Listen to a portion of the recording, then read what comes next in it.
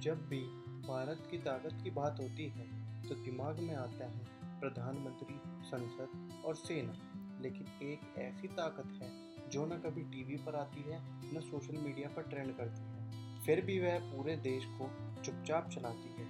इनको ना कोई चुनाव होता है ना कोई प्रचार। ये हैं भारत के top bureaucrat, IAS, IPS, IFS, IRS. ये वो अधिकारी होते हैं जो सरकारें आती जाती हैं लेकिन ये टिके रहते हैं।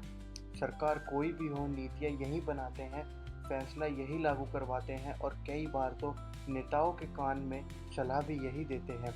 इनकी कलम चलना कई बार एक पूरी इंडस्ट्री को ऊपर उठा देती है और कई बार एक घोटाले को उजागर कर देती है। इनकी ताकत शोर में नहीं बल्कि सिस्टम की गहराई में समझने में होती है। यह वो लोग हैं जो बिना लाइमलाइट के हर नीति, हर योजना और हर बजट के पीछे होते हैं। कभी डीएम के रूप में जमीन पर कानून लागू करते हैं तो कभी सचिव के रूप में केंद्र में बड़े फैसले बनवाते हैं। भारत का हर आम नागरिक, चाहे उसे पता हो या ना हो, ब्यूरोक्रेसी के बनाए नियमों के तहत ही जी रहा होता है। तो अगली बार जब आप सोचें कि देश कौन चला रहा है तो याद रखें एक शांत लेकिन मजबूत हाथ। भारत के दो ऐसे शीर्ष नौकरशाह हैं जिन्होंने अपने काम से देश के इतिहास में अमिट छाप छोड़ी है।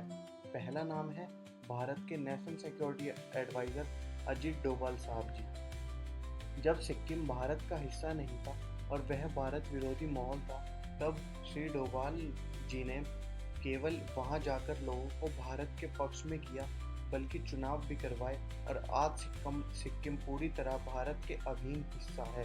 यह एक अद्भुत उदाहरण है राजनीय रणनीति और जमीनी कूटनीति का। दूसरा नाम है भारत के विदेश मंत्री श्री एस जयशंकर। जब परमाणु परीक्षण किया तब अमेरिका ने हमारे ऊपर सैंक्शन लगा दिए, लेकिन उन्हीं उन्हीं दिनों भारत और अमेरिका के बीच जो वार्तालाप हुई उसमें श्री जयशंकर ने ऐसा शानदार संवाद किया कि अमेरिका की अपनी प्रतिनिधित्व हटाने की प्रक्रिया शुरू करनी पड़ी। इन दोनों उदाहरण से एक बात साफ है, ब्यूरोक्रेट्स बहुत ज़्यादा ज़रूरी हैं।